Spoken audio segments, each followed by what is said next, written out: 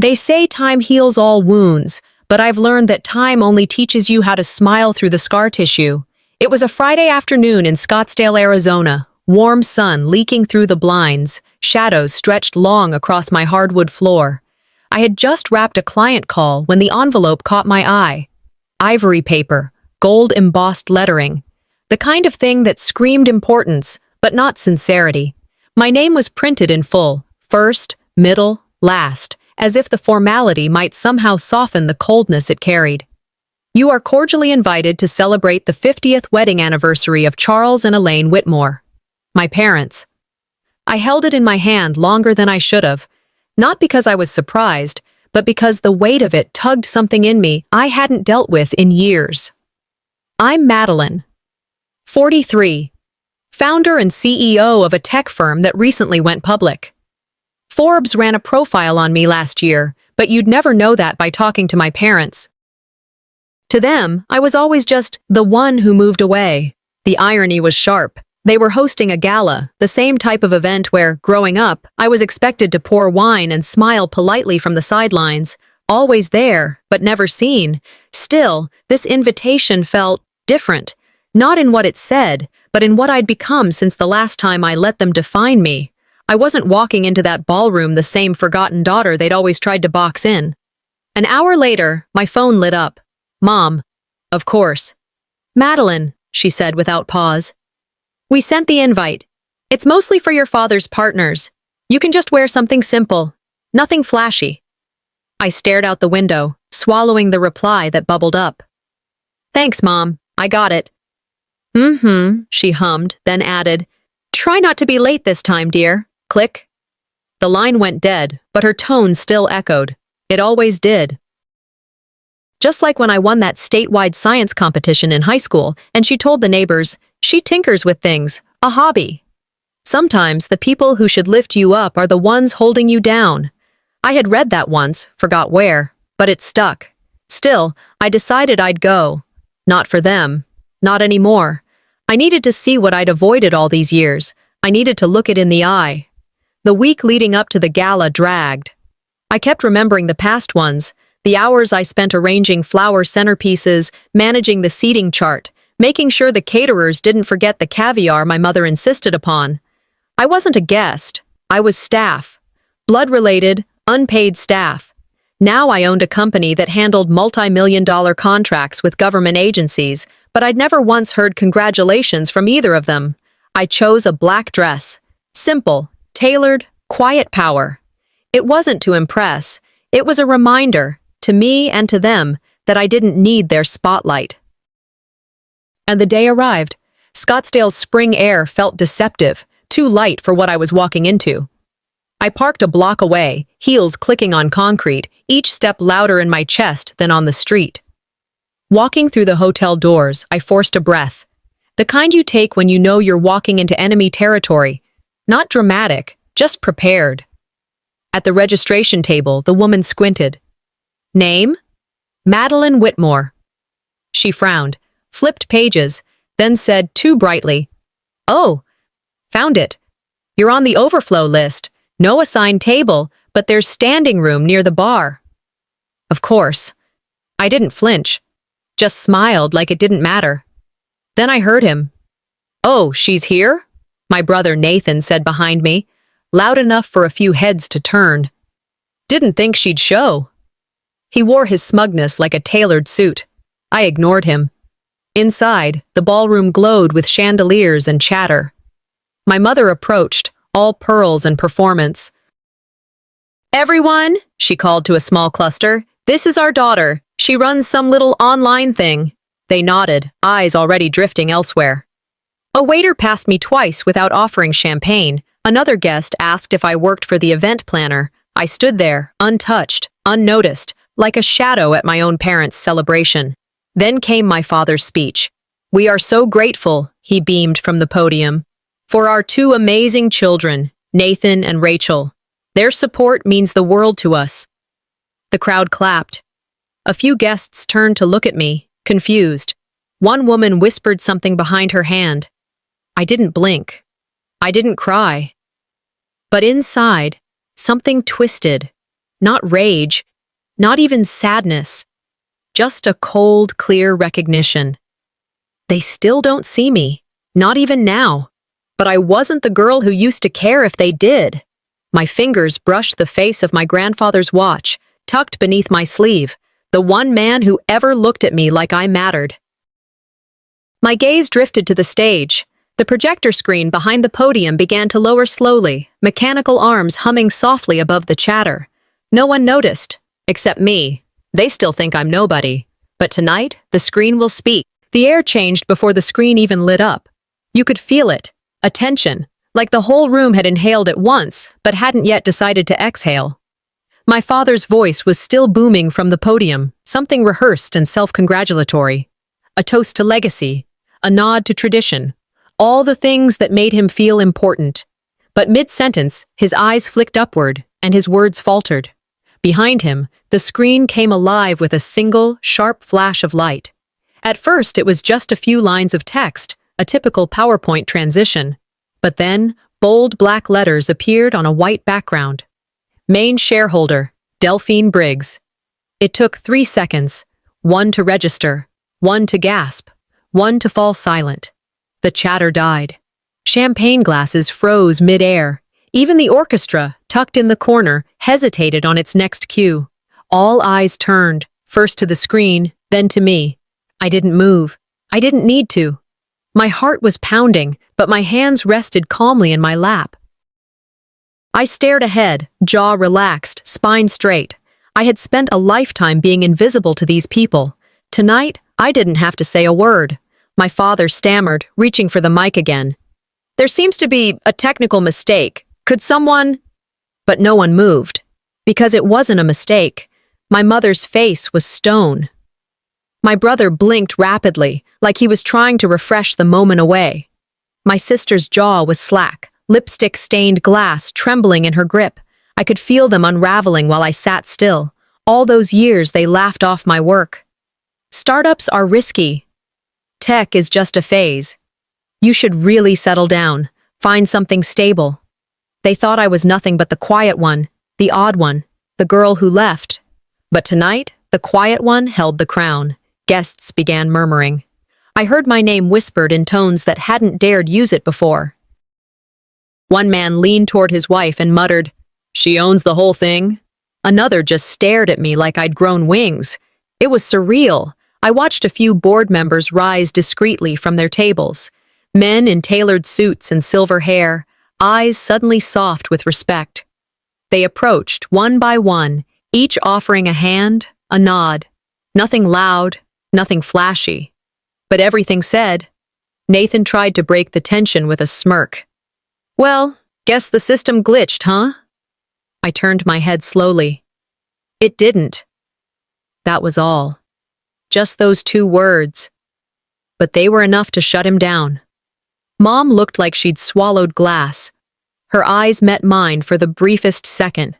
And in that moment, I saw it. Not anger, not confusion. Fear. 2 weeks earlier, I'd been in my office when the email came in. No subject line, just a string of encrypted files and a simple message. He wanted you to know.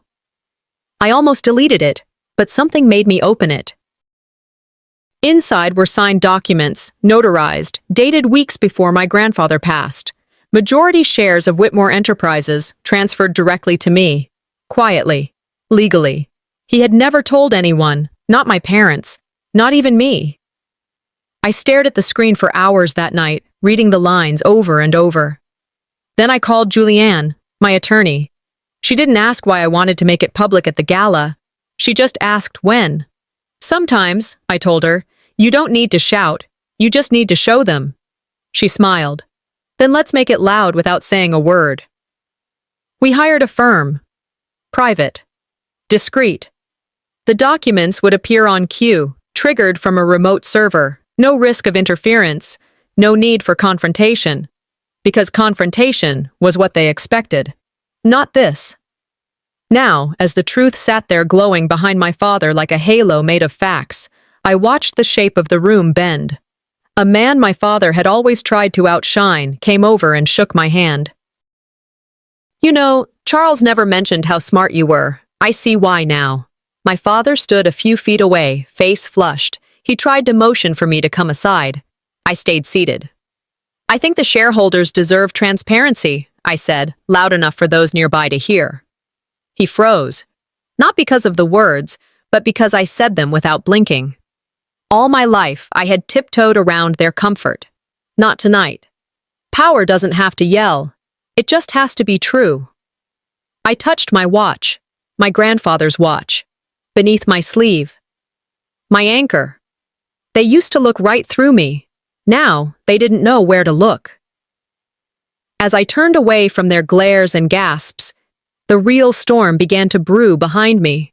I left the gala early, slipping into a black SUV waiting just outside the valet podium. I had no intention of riding home with my family. Tonight was mine, I told myself. The city lights blurred past as the driver pulled away. He glanced over, voice careful. I saw what you did back there. Took guts. I nodded once, silence between us. That single acknowledgement felt stranger than applause. They'd watched me for decades without seeing me. Tonight they watched and recoiled. In the darkness, every stare from the ballroom replayed in my mind. The applause, the snickers, the way my mother introduced me, the way my father omitted me. The weight of their disregard felt heavier now than ever. My phone buzzed. Congrats from distant cousins, distant colleagues, but none from my parents. I tapped shut the screen. They still think silence is a strategy. I remembered my 22nd birthday like it happened yesterday. I sat in a booth at the diner downtown, watching a clock tick past 9 p.m. My parents had said they'd come. Instead, I got a voice message. Sorry, honey, busy tonight. I stared at my empty seat. A stranger behind me insisted I take the last piece of pie. You deserve something nice. That kindness cut deeper than cruelty. After that night, I stopped celebrating. Absence became normal. Those were not isolated memories, but patterns. College graduation, I filmed myself while they were out of town. My first big promotion, I posted to their inbox. Check this, I wrote. Got the leadership slot. Their reply. That's nice, dear. No pride. No warmth. I realized the gala they built tonight was just the final stroke of decades of erasure. It wasn't that I was too much. It's that I made them feel small by existing fully. Back at my apartment, I set a mug of tea on the table and opened a blank entry in my journal. Not to vent, to record, to document truth. I powered my laptop, loaded folders of old emails, design drafts, PR memos, all shadows of my past efforts. My monologue sharpened. If they erased me from their story, I'll write my own, in ink. I typed a short note to Julianne. We need to meet again. Then I pulled out my old notebook, still worn, still bearing my name. I ran a fingertip over it and let a small, tired smile surface. This wasn't revenge yet. It was reclamation. I set my pen down. I stood just off stage, hands tucked behind my back, as Orson gripped the microphone with the casual confidence of a man who'd never been told no. Let's give it up, he said. For my amazing partner Freya, the real mind behind the gala's new vision. The applause was quick, loud, warm. Freya smiled from her table, lifting her glass with just the right amount of humility. Cameras flashed. People leaned in to whisper her name like they'd always known her brilliance. I stood still. My jaw tightened so hard it made my molars ache. I'd seen this play before. Back when I redesigned the core layout for our platform's interface, Freya was the one in the photos. Back when I closed the investment round that saved the company, Orson said it was a team effort and my name never made the article. Praise was never meant for me, only the polished version they preferred. The one who smiled more, talked less, took up less space. Later that evening, I slipped away to the press table, scanning the handouts and gala programs. Her name was everywhere, attached to design credits, event strategy, even the theme. Mine, nowhere. I picked up one of the blog post drafts a junior writer left behind. It read, "A stunning evening curated by Freya, whose vision shaped every detail." I'd written the original brief for the event 6 months ago. Quietly, precisely, line by line. This wasn't a fluke. I texted Marisol, "Did you see any of these credits before today?" Her reply came back fast. "Yeah, I thought it was odd your name wasn't on any of them. I assumed you asked not to be included." I stared at that message like it was a wound. I didn't say anything else to Marisol. I didn't need to. I walked outside for air, the dry heat of the evening clinging to my throat. My heels clicked against the side corridor tiles until I reached the hallway behind the stage, where my mother stood, talking to someone from the PR team. "Can I have a moment?" I asked. Lenora turned, surprised. The staffer slipped away. I stepped closer. "You gave her my credit tonight." Her smile didn't drop, but it cracked. "Freya's been so involved with the PR folks, I assumed—" "You assumed nothing," I cut in. "You knew exactly what that speech would do." She blinked, the way people do when you say something they weren't prepared to hear. "Well, I thought you wanted to stay behind the scenes." I took a breath, measured. "There are emails, drafts, versions you signed off on. Every one of them stripped me out before it went to print." Her expression didn't shift, just dimmed. "It was cleaner that way," she said, too soft, too rehearsed. "Easier for the narrative." "Cleaner for who?" She didn't answer. I turned and walked away before the heat behind my eyes turned into tears. If they wanted a narrative, I'd give them one, with evidence, not permission. I repeated an old line from my grandfather as I made my way to the car. "When shadows steal your name, you light the path." Back at my place, I pulled out the folders I'd locked away for years. Email chains, draft notes, signed NDAs that proved who did what and when. I lined them up by date, took photos, opened a clean doc, wrote the press release like a declaration, professional, factual, undeniable. There would be no threats, no accusations, just the truth, presented so plainly it couldn't be spun. I stared at the mirror across from my desk, practiced once, twice, then said it out loud. "I am not invisible." I hit send. The phone lit up almost instantly with a notification, a direct message from someone I never expected. It was past midnight. My apartment was dim, lit only by the glow of the laptop screen. I'd spent the last hour combing through responses to my press release, most polite, some indifferent, and a few quietly supportive, but nothing seismic. I leaned back, rubbing the bridge of my nose, unsure if anything I'd done had even made a dent. Then the buzz came, a message from Marisol. Just one line. "I held this too long. I'm sorry." Attached was a screenshot of an email draft, dated weeks before the gala. The internal agency memo clearly credited Freya with design work I knew, line by line, was mine. My annotations were in the margins, still using the shorthand I'd developed in college. I stared at the screen, heart pounding. My stomach knotted up. Gratitude, betrayal, suspicion, all tangled. She had this the whole time? I whispered, "Ally or threat? I'm not sure which she is tonight." The next morning, after brewing coffee that sat untouched, I messaged Marisol to meet. She offered a video call, nervous but willing. When her face flickered on screen, she looked tired. Not guilty, just tired. "Why now?" I asked. She hesitated, then answered, "Because I couldn't keep watching. I was scared. Freya's in with the PR firm. She has connections. I didn't want to get buried." I said nothing. She continued, "But I've saved things. Earlier versions. Real ones. I can send them to you, quietly, if you want."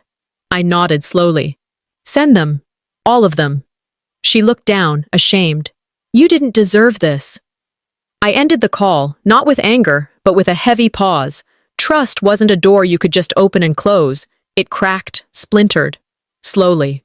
Later that week, at a board meeting no one cared I'd shown up to, I stepped into the hallway for air. And there he was. Orson. He moved in close. Close enough for no one to hear but me. His tone was low, sharp, full of venom dressed in a smile. "You were never part of this family," he said. "Not really, so stop pretending you matter." I didn't flinch, but something in me cracked. Not a breakdown, more like a silence giving way to sound. I met his stare, calm, clear. "Maybe you just never dared to see me," I said. "That's not my problem anymore." He blinked, stunned for a second. I walked away, letting the echo of his silence follow me down the hall. Back home, I pulled Marisol's files into one folder, opened everything. Cross-referenced dates, timestamps, email chains.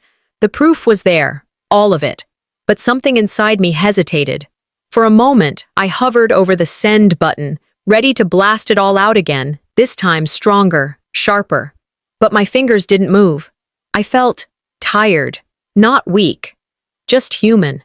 I shut my eyes and saw the son Cabroche again, my grandfather's voice in my mind. They may not see you now, but when you sing, they'll hear you. I whispered, they'll regret rewriting me. I opened a new tab, rewrote the subject line of the email. As I reached for the mouse, a ping stopped me. One new message, from him. Subject, we must talk tonight. And just like that, everything froze again. The laptop's glow lit every line I'd worked for. Emails, design drafts, PR memos, the truth laid bare in digital ink. I leaned forward, heart steady, but heavy with meaning. There was no turning back now. I weighed risk and reward in one breath. Backlash, scrutiny, betrayal, versus silence, erasure, invisibility. I closed my eyes, whispered to myself, they cannot deny what they already made legal, and then typed the subject line. Board review request. Shareholding disclosure. I paused over send, took a long breath, and hit it. This is not a threat. It's a delivery of truth, I said in a quiet voice.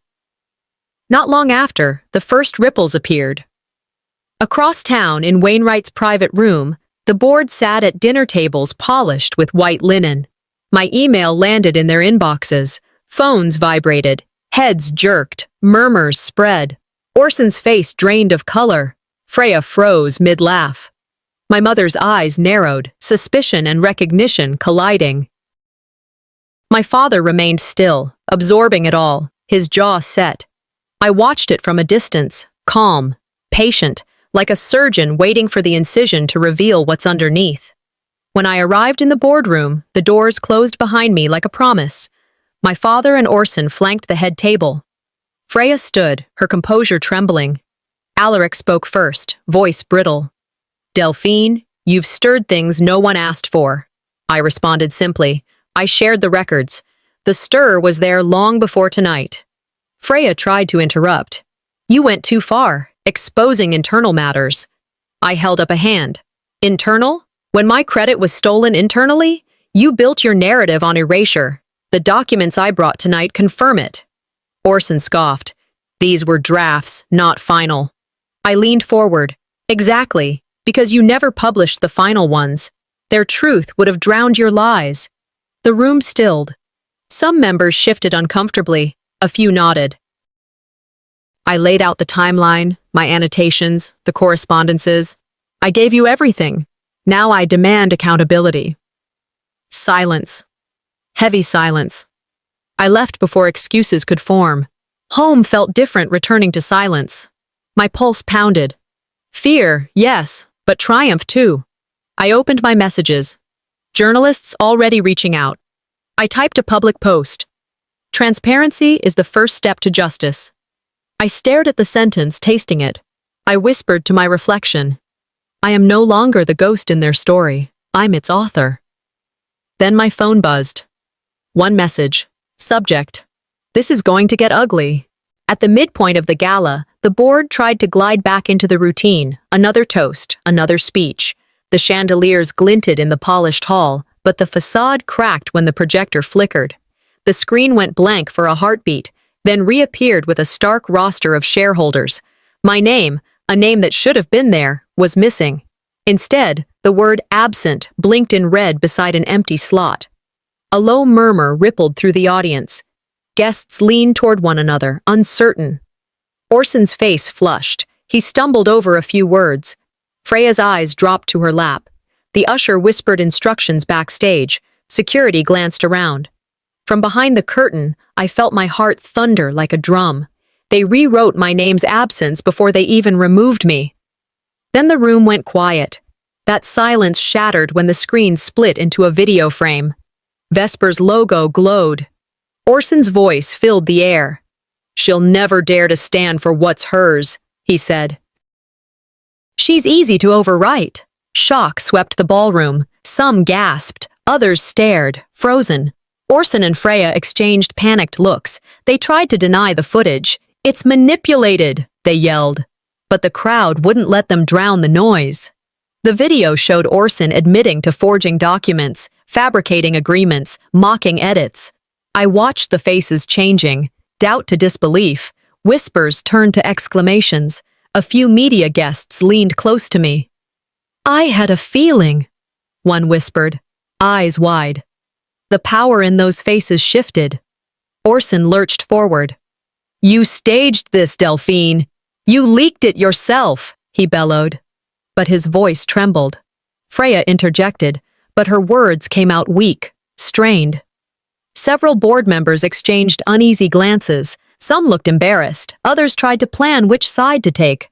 I felt tears rise behind my eyes, but I swallowed them.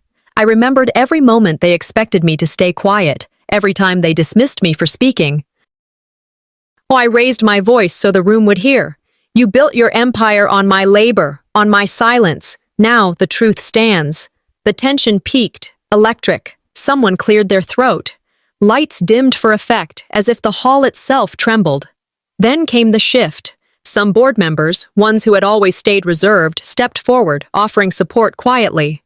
One leaned near my side and whispered, "We always needed someone brave enough to speak." Media cameras angled in. Guests murmured. My father stood rigid, stunned. My mother's eyes glistened. I walked into the main hall. The room parted. Flashing cameras. A crowd drawing back just enough to give me space to step forward. In that motion, I felt every gaze settle on me. I reached into my bag for my notes, but my fingers brushed something else. A small flash drive tucked at the bottom. I pulled it out. My mother's handwriting labeled it, "Mother's Truth."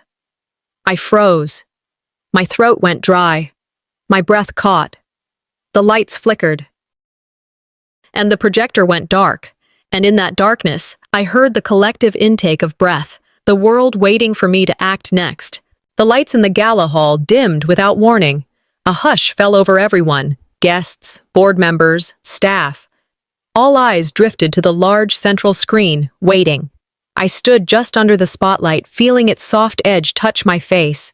My fingers touched the sonka brooch pinned to my chest, a small piece of memory, and I drew in a steady breath.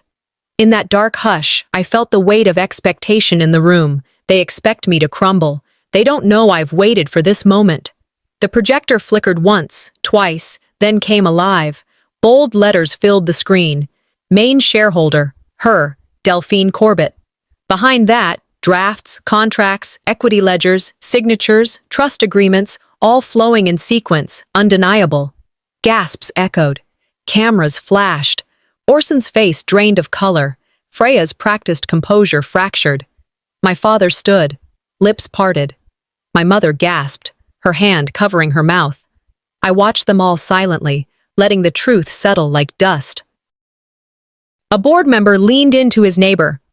"I never saw this coming." Freya rose suddenly, voice shaky. Her protest sounded small. "This is false. These documents are manipulated." But on the screen, contradictions flooded her claims. Internal emails, prior statements, public promises she never kept. Every lie revealed side by side with proof. Guests booed softly. Some whispered support for me. The room had already shifted allegiance before she could finish. Realizing she'd lost, Freya's face hardened. She stormed off stage as security followed. Cameras trailed her exit. I stayed rooted, calm, dignified. Reporters surged toward me, microphones thrust forward. I raised a hand, the room quieted. "Truth doesn't need permission. Respect is earned," I said. Board members approached, hesitantly offering handshakes. My father stepped forward, voice trembling. "How? When did you become the owner?" I met him steadily. "When I refused to let others erase me."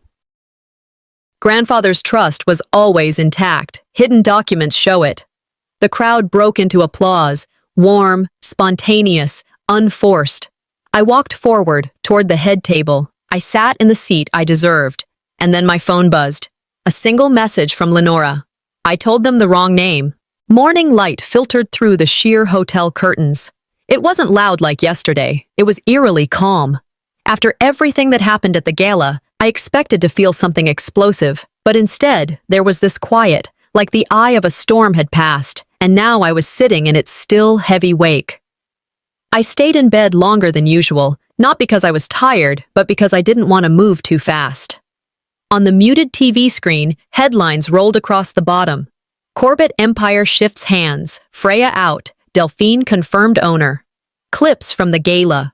Freeze frames of my name projected on that massive screen. Freya's face caught mid-exit. They called it a power play, but for me, it was survival. I turned my attention to my phone, where one email was still flagged, unopened, Lenora's. Her name alone brought a twist to my gut. I wasn't sure if I was ready to open that door, but I tapped anyway. The message loaded slowly, like it too was aware of its weight. Delphine, it began, this is not something I write easily. She went on to explain the family pressure, how my grandfather had chosen me all along, that I was meant to inherit it, not because of blood, but because of who I was. Lenora admitted she let herself be talked into naming Orson instead, said it would keep the family together. Her words, I betrayed you out of fear, not malice. Attached were scanned letters, pages of handwritten notes from my grandfather, notes about my integrity, my resilience, about how he saw something in me that the others refused to. The last line of Lenora's email stayed with me. I hope you can forgive me someday, even if I never deserved it. I didn't cry. I didn't scream. I just sat with it. The weight of truth and betrayal pressed equally on my chest, but they didn't crush me.